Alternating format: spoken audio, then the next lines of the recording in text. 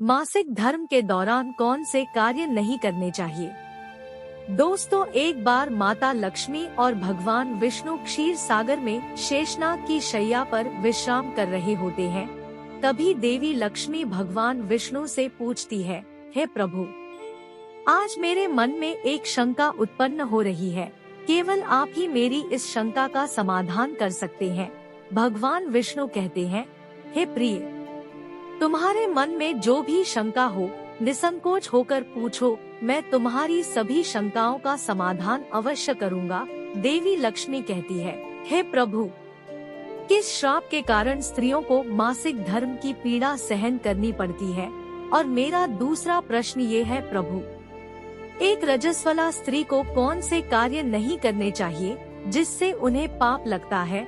भगवान विष्णु कहते हैं, हे देवी, आज तुमने मानव जाति के कल्याण के लिए बहुत ही उत्तम प्रश्न किया है। तुम्हारे इन सभी प्रश्नों का उत्तर देव शर्मा की इस प्राचीन कथा से प्राप्त हो जाएगा। इस महान कथा का श्रवण करने मात्र से ही समस्त पापों का नाश होता है। जो भी पति पत्नी इस कथा को ध्यान पूर्वक सुनते हैं, उन्हें सौभाग्य की प्राप्ति होती है। इसीलिए है देवी, आप भी इस कथा को ध्यान पूर्वक सुनिए। देवी लक्ष्मी कहती है, हे प्रभु, ये देव शर्मा कौन थे? उनका आचार विचार कैसा था? मैं इस कथा को अवश्य सुनना चाहती हूँ। कृपया आप इस कथा को मुझसे कहिए, मैं इसे ध्यान पूर्वक पूरा अवश्य सुनूंगी। भगवान विष्णु कहते हैं, हे देवी, पूर्व काल की बात है। मध्य देश में एक अत्यंत शोभायमान नगरी थी। उस नगरी में देव शर्मा नाम के ब्राह्मण रहा करते थे।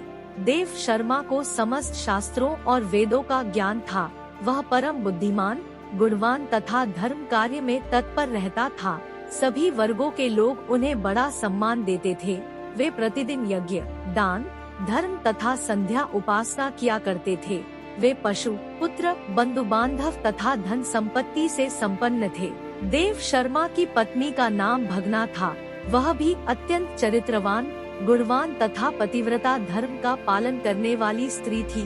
फिर एक दिन देव शर्मा ने अपने घर पर सत्यनारायण की पूजा रखी और सभी ब्राह्मणों को स्वयं जाकर निमंत्रण दिया। नगर में निवास करने वाले समस्त मनुष्यों को उसने पूजा के लिए तथा भोजन के लिए बुलाया। फिर पूजा के दिन समस्त ब्राह्मण उसके घर पर पधारे। देव शर्मा ने सभी ब्राह्मणों का विधि पूर्वक पूजन किया और उनका आदर सत्कार किया। फिर उसने सभी ब्राह्मणों को घर के अंदर बुलाया और सुंदर आसन देकर उन्हें बिठाकर मिष्टान्न भोजन कराया। ब्राह्मणों को भोजन कराने के बाद उसने भगवान का स्मरण करते हुए सभी को वस्त्र आदि का दान करके विदा किया। वे सभी ब्राह्मण देव शर्मा को आशीर्वाद देकर वहां से चले गए। उसके बाद उसने अपने परिवार, बंधु बांधव तथा अनेक दीन और भूखे लोगों को भोजन कराया। इस प्रकार से सभी को भोजन कराकर और पूजा संपन्न करके जब वह ब्राह्मण अपने घर के द्वार के सामने खड़ा रहा, तब उसने देखा कि उसके घर के सामने एक कुतिया और बैल बात कर रहे थे। उस ब्राह्मण ने उस कुतिया और बैल की पूरी बात सुनी तो उसे बड़ा आश्चर्य हुआ। वह कुतिया और बैल उसके माता पिता ही थे, जो पिछले जन्म के पाप के कारण इस जन्म में कुतिया और बैल बन गए थे। तब वह ब्राह्मण मन ही मन सोचने लगा, ये दोनों तो साक्षात मेरे माता पिता ही है, जो मेरे घर पर पशु बनकर आए हैं। किस कारण से इन दोनों को प्राणियों का शरीर प्राप्त हुआ? अब इनके उद्धार के लिए मैं क्या करूं? इस प्रकार विचार करते हुए उस ब्राह्मण को रात भर नींद नहीं आई और वह रात भर भगवान का स्मरण करते हुए सोच विचार करने लगा। उसने सोचा, मेरे माता पिता की मुक्ति का उपाय केवल मुनि वशिष्ठ जी ही बता सकते हैं। इसीलिए सुबह होते ही देव शर्मा स्नान आदि कार्य संपन्न करके मुनि वशिष्ठ जी के आश्रम पर पहुंच गया। आश्रम पर आते ही मुनि वशिष्ठ जी ने देव शर्मा का स्वागत किया। वशिष्ठ जी कहने लगे, हे ब्राह्मण श्रेष्ठ, आज किस कारण से आपका हमारे आश्रम में आगमन हुआ है? आप दुखी दिखाई पड़ते हो, आपके दुख का क्या कारण है, बताओ। देव शर्मा कहता है, हे मुनिवर, आपको प्रणाम है। आपके दर्शन से आज मेरा जन्म सफल हुआ है। हे मुनीश्वर, आज मैं आपके पास एक शंका लेकर आया हूँ। कृपया आप ही मुझे इस दुख से बाहर निकाल सकते हैं। मैं अत्यंत दुखी और दुर्बल हो गया हूँ। वशिष्ठ जी कहते हैं, हे ब्राह्मण, दुख ना करो, तुम्हारी जो भी शंका हो निसंकोच होकर पूछो, मैं अवश्य तुम्हारी शंका का समाधान करूँगा। फिर देव शर्मा कहता है, हे मुनिवर, कल मैंने अपने घर पर भगवान विष्णु का पूजन किया तथा अनेक ब्राह्मणों को और भूखे लोगों को भोजन कराया, विधि पूर्वक भगवान का पूजन किया। फिर मेरे द्वार पर एक कुतिया और एक बैल आ गया। दोनों मेरे घर के सामने खड़े होकर बात कर रहे थे। सबसे पहले कुतिया उस बैल से इस प्रकार से कहने लगी, हे स्वामी, आज जो घटना घटी उसे सुनिए। हमारे पुत्र के घर में ब्राह्मणों के भोजन के लिए जो दूध रखा था, एक सांप ने उस दूध के बर्तन में अपना विष उगल दिया था, जिसे देखकर मुझे बड़ी चिंता होने लगी। उसी दूध से भोजन बनने वाला था। अगर सभी लोग उस दूध को खा लेते तो उनकी मृत्यु हो जाती। इसीलिए मैंने उस बर्तन में से सारा दूध पी लिया। जब बहू की दृष्टि मुझ पर पड़ी तो उसने मुझे खूब पीटा, जिससे मेरा अंग भंग हो गया। मुझको बहुत पीड़ा हो रही है, इसी कारण से मैं लड़खड़ाते हुए चल रही हूँ। मुझे यह पीड़ा सहन नहीं हो रही है। कुतिया की बात सुनकर वह बैल बहुत दुखी हुआ और वह खुद का वृतांत सुनाने लगा। एक, हे प्रिय, अब मैं तुम्हें मेरे दुख का कारण सुनाता हूँ। मैं पूर्व जन्म में इस ब्राह्मण का पिता था। आज इस ब्राह्मण ने सभी लोगों को भोजन कराया, किंतु इसने मेरे सामने घास तक नहीं डाली और ना ही मुझे जल पिलाया। इसी कारण से मैं बहुत दुखी हो गया हूँ। फिर देव शर्मा कहने लगा, इस प्रकार से अपने माता पिता को कुतिया और बैल के रूप में ऐसा बोलते हुए देखकर मुझे बड़ा दुख हो रहा है। मुझे रात भर नींद नहीं आ रही है। हर क्षण मुझे चिंता सता रही है। मैंने कभी कोई पाप नहीं किया है, हमेशा धर्म के कार्य किए हैं, फिर भी मेरे माता पिता को ऐसे कष्ट झेलने पड़ रहे हैं। इसी कारण से आज मैं आपके पास आया हूँ। कृपया आप अपनी योग शक्ति से पता करके मुझे बताइए, किस कारण से मेरे माता पिता की ऐसी दुर्दशा हुई है और उनकी मुक्ति के लिए मुझे कौन सा कर्म करना चाहिए। फिर गुरु वशिष्ठ ध्यान लगाते हैं और उस ब्राह्मण के माता पिता के पूर्व जन्म के कर्मों को देखते हैं और देव शर्मा से कहने लगते हैं, हे ब्राह्मण, तुम्हारे माता पिता ने पिछले जन्म में घोर पाप किया है। उसी पाप के कारण आज उनकी ऐसी दुर्दशा हुई है। देव शर्मा कहता है, हे गुरुदेव, किस पाप के कारण आज उनकी ऐसी दुर्दशा हुई है। देव शर्मा कहता है, हे गुरुदेव, किस पाप के कारण मेरे माता पिता की ऐसी दुर्दशा हुई है, कृपया विस्तार से बताइए, मैं जानना चाहता हूँ। फिर ऋषि वशिष्ठ कहते हैं, हे ब्राह्मण देवता, तुम ध्यान से सुनो। ये बैल जो तुम्हारे पिता है, ये पिछले जन्म में कुंडी नगर के श्रेष्ठ ब्राह्मण रहे हैं। इन्होंने एक दिन एकादशी का व्रत करके भोजन किया था। एकादशी के व्रत के दिन इसने दान धर्म भी नहीं किया। इसने द्वार पर आई गायों को कभी भोजन नहीं खिलाया।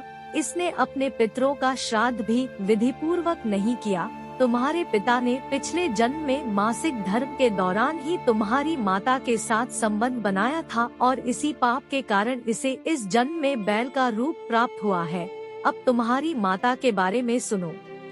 तुम्हारी माता ने रजस्वला होते हुए भी भोजन बनाया। मासिक धर्म के दौरान ही इसने भगवान की पूजा की और तुलसी को जल चढ़ाया। रजस्वला होते हुए भी इसने भगवान को भोग लगाया। इसी कारण से इसे महापाप लगा है। मासिक धर्म के दौरान स्त्री 3 दिनों के लिए अपवित्र हो जाती है। मासिक धर्म के दौरान स्त्री को पूजा पाठ नहीं करना चाहिए। स्त्री को इन 3 दिनों में अपने बाल भी नहीं धोने चाहिए, इससे पति की आयु कम होती है। मासिक धर्म के दौरान पेड़ पौधों को स्पर्श न करें। रजस्वला स्त्री के साथ संबंध भी नहीं बनाना चाहिए। जो पुरुष रजस्वला के साथ संबंध बनाता है उसे ब्रह्महत्या या का पाप लगता है। जो रजस्वला के वस्त्रों को स्पर्श करता है उसे भी पाप लगता है। रजस्वला स्त्री के शरीर में 3 दिनों तक ब्रह्महत्या का पाप निवास करता है और चौथे दिन ही वह स्नान करके पवित्र हो जाती है।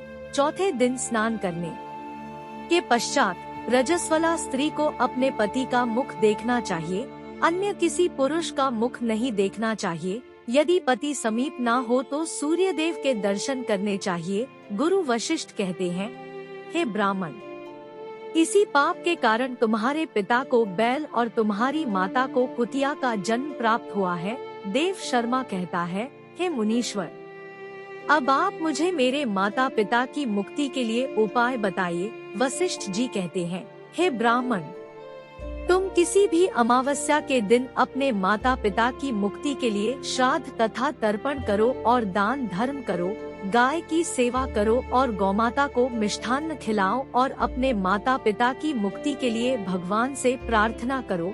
फिर ब्राह्मण वही करता है और फिर उसके माता पिता को समस्त पापों से मुक्ति मिलती है।